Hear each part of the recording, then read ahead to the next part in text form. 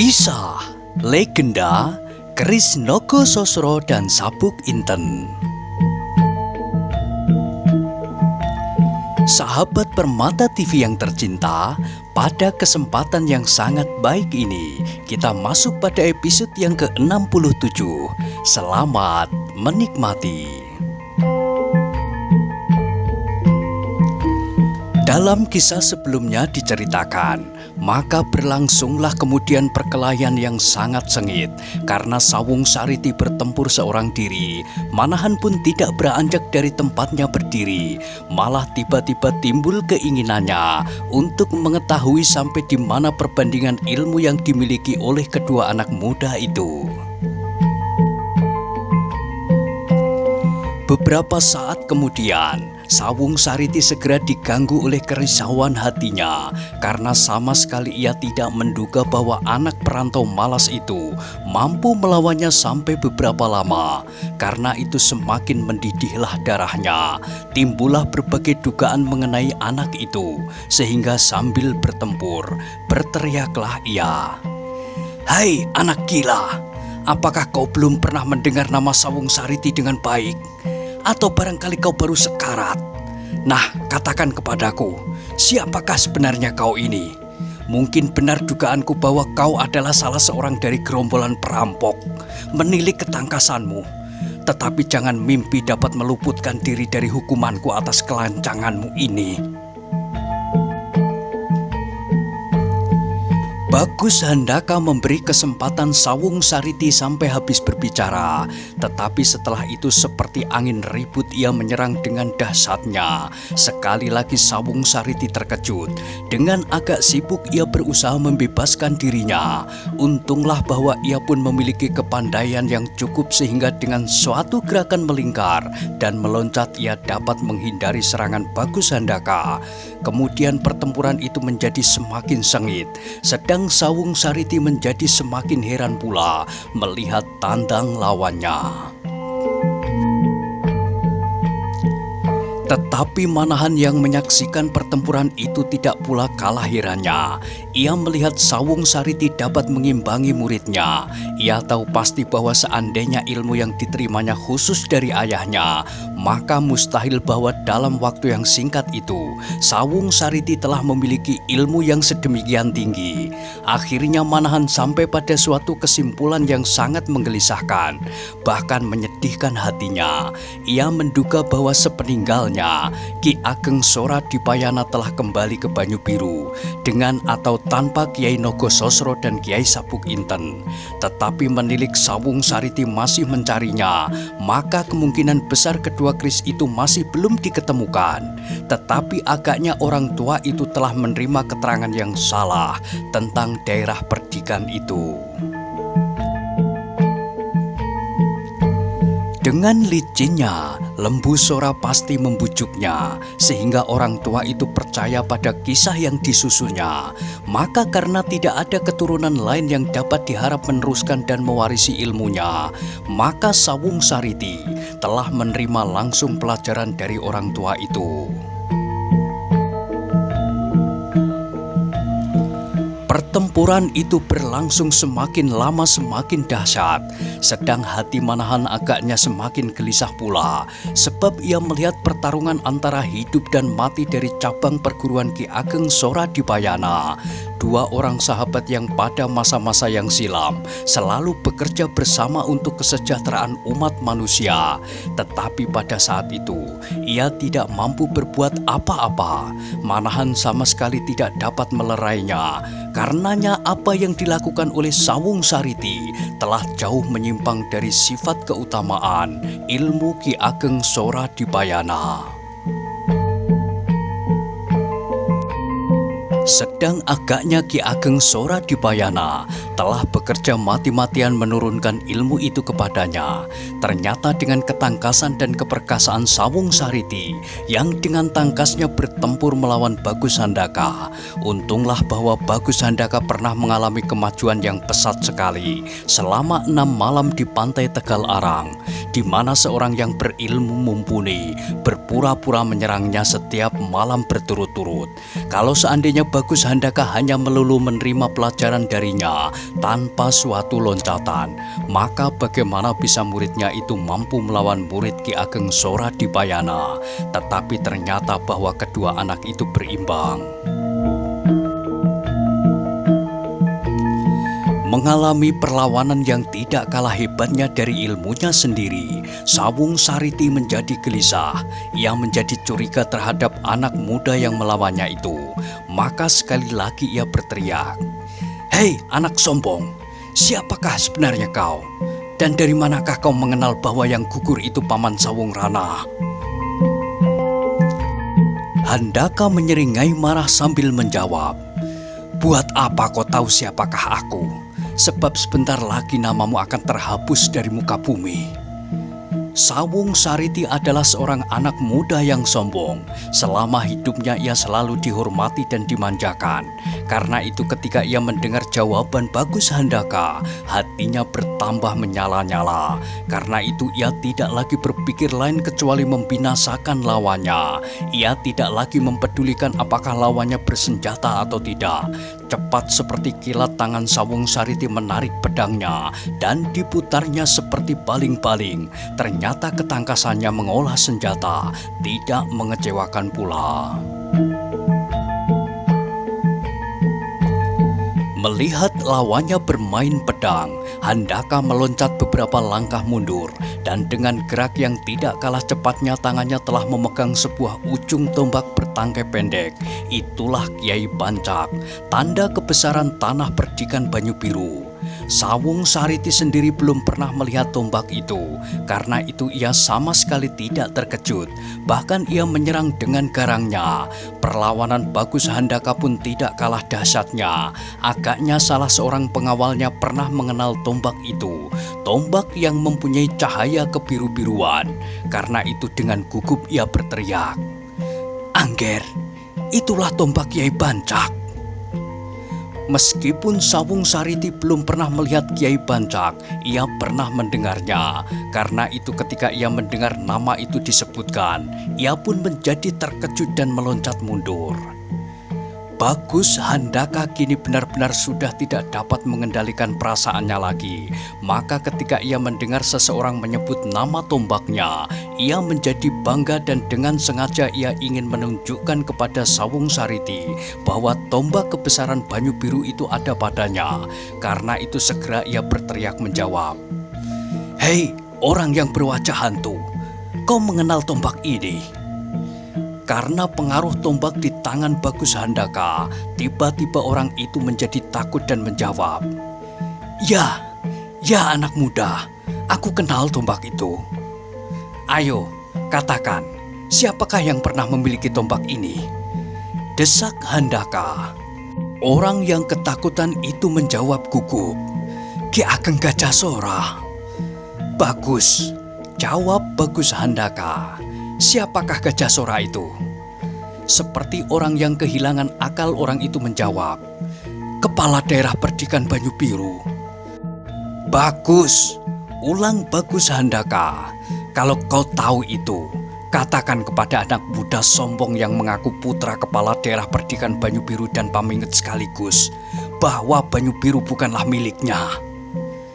Mendengar percakapan itu Sawung Sariti menjadi berdebar-debar. Ia memang pernah mendengar cerita tentang tombak itu. Dan ia mengetahui pula bahwa kakak sepupunya hilang tak tentu perginya membawa Kiai Bancak.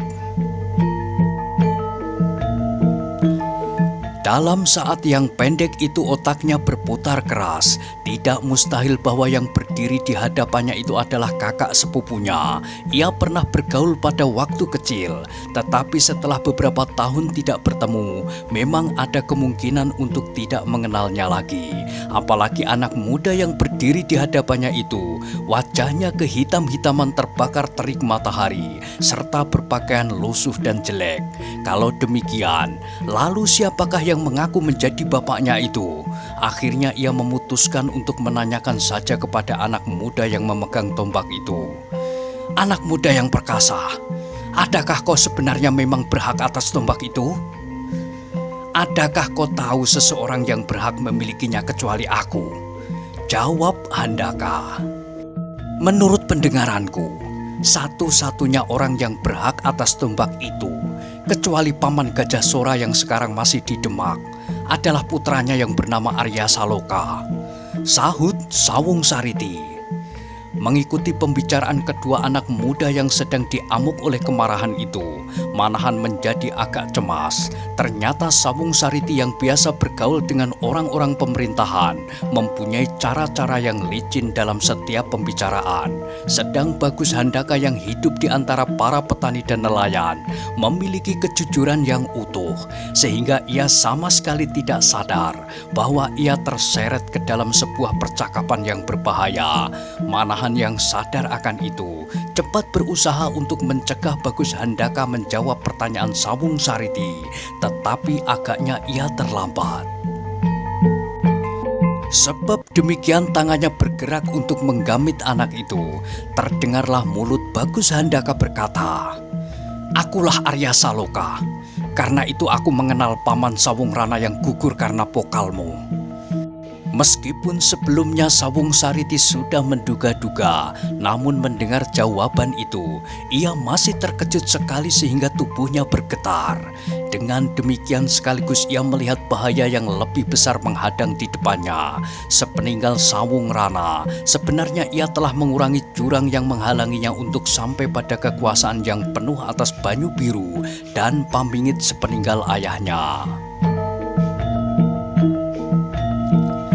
Tetapi ternyata Arya Saloka yang memang masih diragukan itu benar-benar masih hidup dan sekarang berdiri di hadapannya.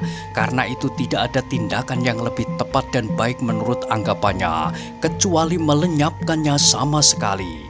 Maka segera ia berteriak nyaring, "Bagus sekali kalau kau benar-benar Arya Saloka.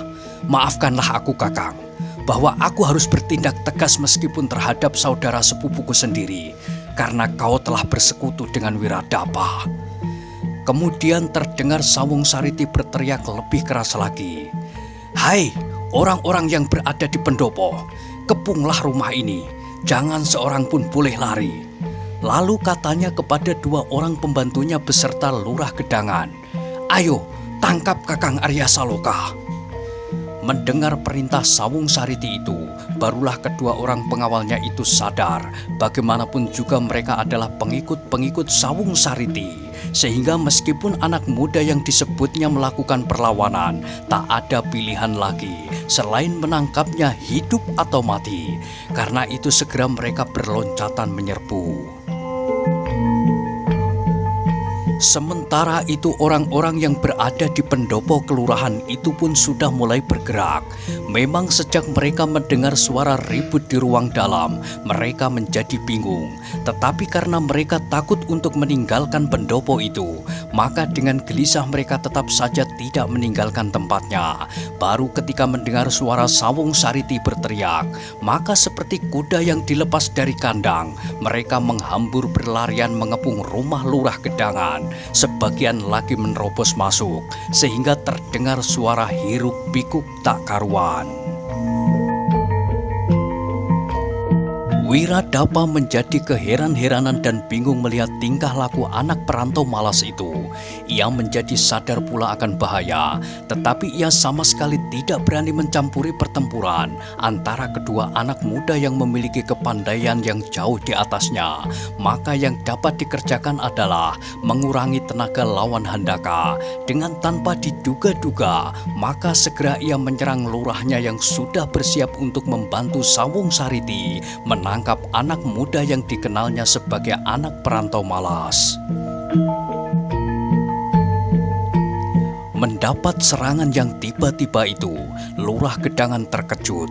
Maka segera ia mengurungkan niatnya dan terpaksa ia melayani Wiradapa, kawan yang telah sekian lama bersama-sama membangun pedukuhan gedangan itu. Sedang kedua pengawal Sawung Sariti ikut menyerang Bagus Handaka. Tetapi satu hal yang mereka lupakan, bahwa mereka sama sekali tak memperhitungkan kehadiran Manahan, yang justru adalah guru Bagus Handaka. Sementara itu beberapa orang telah memasuki ruangan itu. Suasana kemudian berubah menjadi ribut tak karuan. Di ruang yang tak seberapa lebar itu berjejal-jejalan orang yang bersama-sama akan menangkap Bagus Handaka. Ketika Manahan melihat dua orang pengawal Sawung Sariti beserta banyak orang yang lain mulai mengerubut muridnya, ia tidak dapat tinggal diam. Segera ia pun menerjunkan dirinya ke dalam kekalutan itu. Melihat Manahan turut campur, marahlah kedua orang pengawal Sawung Sariti yang mengira bahwa Manahan tidak lebih dari seorang yang hanya dapat berlari-lari saja. Maka dengan acuh tak acuh salah seorang darinya mendorong Manahan minggir. Tetapi betapa terkejutnya ketika tangannya seolah-olah menyentuh dinding besi. Bahkan ia sendiri terdorong surut. Maka segera orang itu mengerti bahwa Manahan pun tidak kalah hebatnya dari anak yang telah bertempur melawan Sawung Sariti. Karena itu, ia tidak dapat menganggap enteng lagi bahwa musuhnya hanya seorang yang mampu berlari-lari saja.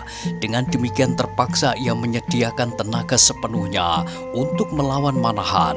Dengan perhitungan bahwa biarlah Sawung Sariti mendapat bantuan dari orang-orang yang telah datang memasuki ruangan itu. Kemudian apabila ia telah dapat menyingkirkan Manahan, barulah Bagus Handaka akan diselesaikan.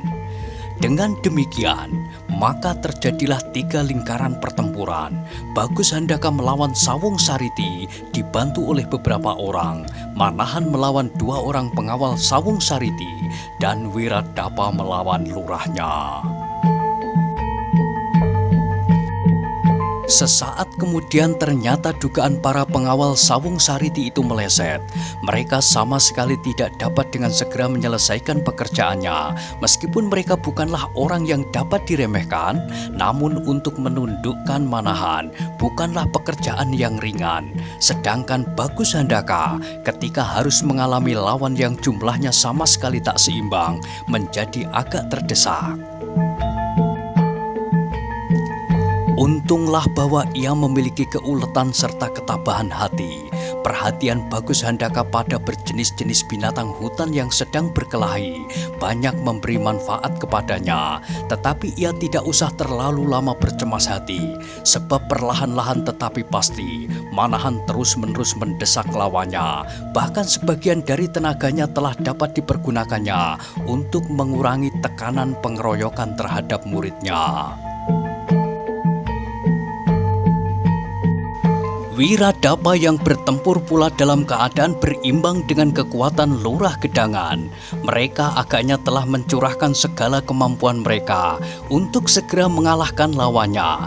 Tetapi di samping itu, bergolaklah kegelisahan di antara mereka. Baik lurah gedangan, Wiradapa maupun Sawung Sariti bersamaan para pengikutnya. Meskipun sebabnya berbeda-beda, sebagian dari mereka menjadi bertanya-tanya di dalam hati, siapakah sebenarnya kedua orang yang mereka anggap perantau malas itu? Sebab dalam keadaan yang demikian, ternyata bahwa kepandaian mereka dalam ilmu tata berkelahi tidak ada yang menandingi. Beberapa saat kemudian Sawung Sariti yang cerdik akhirnya merasa bahwa akhir dari pertempuran itu tidaklah seperti yang diharapkan. Ruangan yang sempit itu sama sekali tak menguntungkannya, sebab beberapa orang yang mengeroyok lawannya itu malahan kadang-kadang mengganggunya, sehingga terpaksa beberapa kali ia harus berteriak-teriak, dan malahan beberapa kali pula ia terpaksa memukul orangnya sendiri yang sangat menjengkelkannya. Karena hal itulah, maka akhirnya ia membuat perhitungan-perhitungan dengan seksama. Dalam waktu yang dekat, ia harus dapat mengatasi keadaan dan setidak-tidaknya menyelamatkan dirinya sendiri. Pertempuran itu semakin lama menjadi semakin ribut dan kacau, apalagi ketika tiba-tiba pelita yang tergantung di dinding terlempar jatuh. Minyaknya yang tumpah berhamburan itu segera dijilat api, dan dalam sekejap telah menyala berkobar-kobar. Maka terjadilah keributan yang semakin kacau. Orang-orang di dalam ruangan itu tidak lagi memperhatikan lawan-lawan mereka, tetapi mereka segera berusaha untuk dapat keluar dan menghindarkan diri diri dari nyala api yang semakin lama semakin besar. Bahkan akhirnya api itu telah merayap sepanjang dinding ruangan. Dalam keadaan yang demikian, Bagus Handaka dan Manahan menjadi kehilangan pengamatan atas lawan-lawan utamanya. Beberapa orang yang berlari-lari kian kemari itu sangat mengganggunya. Bahkan beberapa orang telah melanggar mereka dan mendorong-dorong mereka tanpa sengaja. Manahan yang segera dapat mengerti dan menguasai masalahnya menjadi sangat marah. Sebab ia yakin bahwa Sawung Sariti telah dengan sengaja membakar ruangan itu. Karena itulah maka dengan sekuat tenaga, ia menerjang orang-orang yang menghalangi jalannya, menerobos keluar sambil berteriak, "Handaka, lawanmu telah berada di luar." Mendengar suara gurunya, Handaka pun segera meloncat dan menyibakkan orang-orang yang sedang kacau itu. Beberapa orang jatuh bergulingan dan terinjak-injak kawan mereka sendiri. Namun Manahan dan Bagus Handaka sama sekali tak sempat mempedulikan mereka itu. Perhatiannya terpusat kepada Sawung Sariti, anak pamannya yang telah berkhianat kepada ayahnya. Namun alangkah kecewa mereka itu, sebab demikian Manahan dan Bagus Handaka sampai di halaman. Terdengarlah derap kuda menderu, dan seperti terbang lepaslah 3 buah bayangan orang berkuda melarikan diri. "Itulah dia!" teriak Manahan. "Marilah kita cari sisa kuda mereka." Handaka tidak menunggu kalimat Manahan berakhir. Segera dia berlari ke halaman belakang. Tetapi ternyata kandang kuda itu telah kosong. Agaknya Sawung Sariti yang cerdik itu sempat menyingkirkan dan menakut-nakuti kuda yang lain, sehingga kuda-kuda itu lari berbencaran. Bagus Handaka menjadi seperti orang yang kebingungan berlari-lari mengelilingi kandang kuda itu. Namun ia sama sekali tak menemukan seekor pun. "Gila!" geramnya penuh kemarahan. Manahan pun tidak kalah marahnya, namun ia lebih dapat menguasai diri. Maka katanya kemudian kepada muridnya, "Sudahlah Handaka, baiklah kita bicarakan apa yang harus kita kerjakan seterusnya."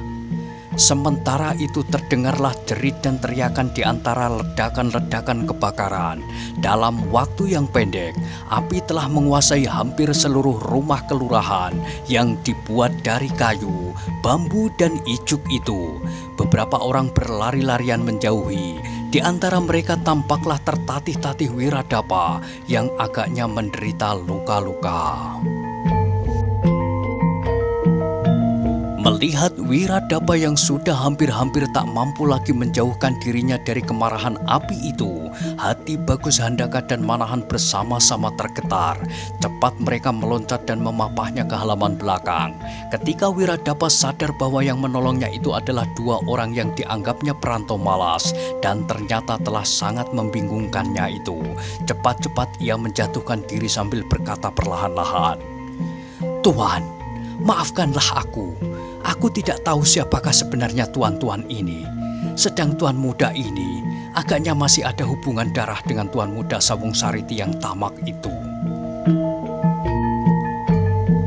Manahan cepat-cepat menangkap lengan Wiradapa dan menariknya berdiri. Katanya, "Kakang Wiradapa, kami adalah benar-benar 2 orang perantau, seperti apa yang kami katakan." Wiradapa menggelengkan kepala, sahutnya, "Aku telah mendengar perdebatan antara anak muda yang disebut-sebut bernama Arya Saloka, putra Ki Ageng Gajah Sora yang memiliki tombak Kiai Bancak, dengan Sawung Sariti yang mengaku dirinya putra kepala daerah Perdikan Banyu Biru." Manahan mengangguk-anggukkan kepalanya, maka jawabnya, "Baiklah Kakang, nanti saja saatnya Kakang akan tahu juga. Tetapi bagaimana sekarang dengan api itu?" Mendengar kata-kata Manahan itu, barulah Wiradapa sadar bahwa rumah Lurah Gedangan hampir musnah dimakan api. Dalam keadaan itu tak seorang pun yang mencoba untuk memadamkannya. Suasana takut, cemas, dan bermacam-macam lagi telah menguasai seluruh penduduk Gedangan. Dengan kedatangan Sawung Sariti beserta rombongannya yang tampak penuh mengandung rahasia, itulah sebabnya tak seorang pun yang berani mendekati halaman kelurahan yang menjadi terang benderang oleh lidah api yang menyala-nyala seperti hendak menjilat langit. Beberapa orang yang berdiri jauh dari tempat kebakaran memandang api itu dengan mata yang sayu serta hati yang berdebar-debar. Selama ini mereka menganggap bahwa dari rumah itulah ketertiban dan kepemimpinan pedukuhan mereka dipancarkan. Sedang pada saat itu mereka melihat api dengan lahap telah menelannya tanpa dapat berbuat sesuatu. Karena mereka sama sekali telah kehilangan akal.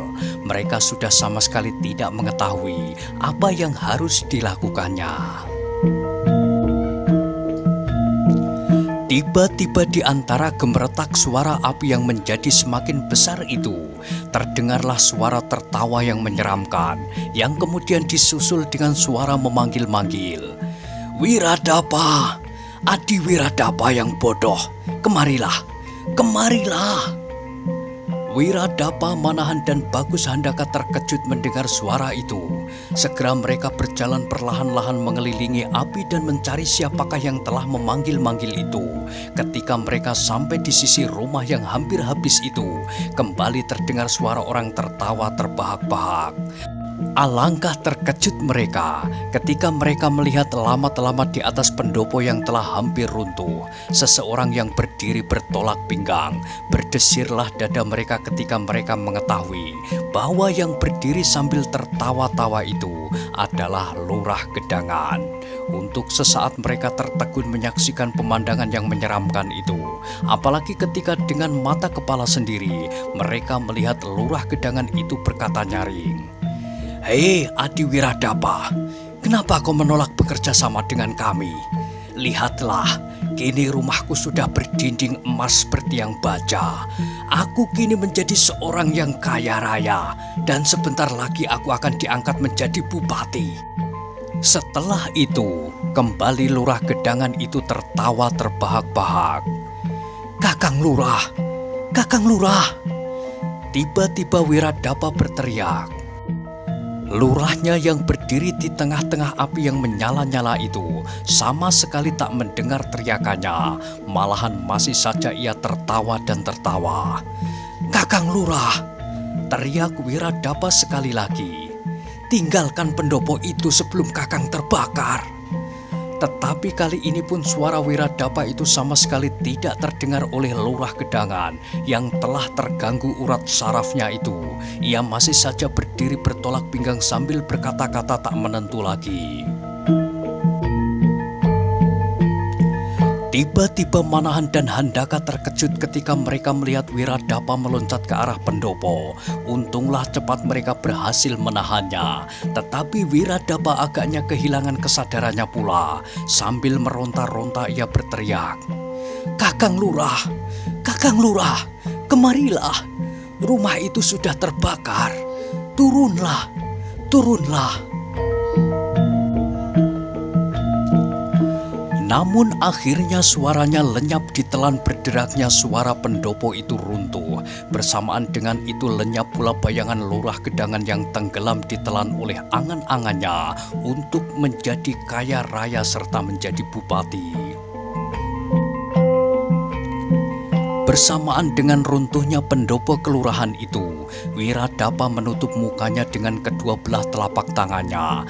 Bagaimanapun Lurah Gedangan yang lenyap di dalam nyala api itu adalah kawan seperjuangannya membangun pedukuhan itu. Mereka bersama-sama mengalami jerit tangis serta tawa nyanyiannya para perintis yang kemudian dapat membangunkan pedukuhan yang nampaknya menjadi semakin maju. Sedang pada saat itu di hadapan matanya, ia menyaksikan kawan senasib sepenanggungan itu lenyap ditelan api.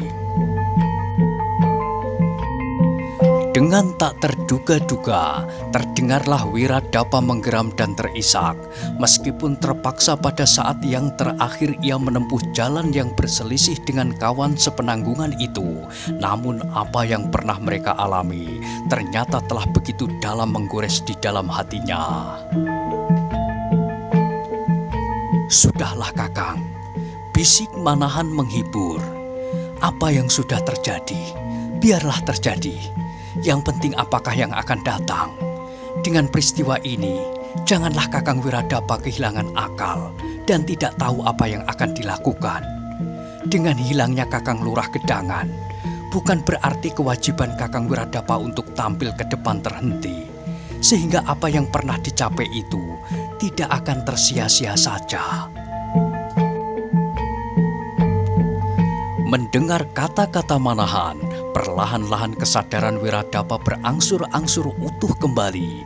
Bahkan dengan nasihat itu terasalah bahwa masa depan Pedukuhan itu seolah-olah terletak di tangannya.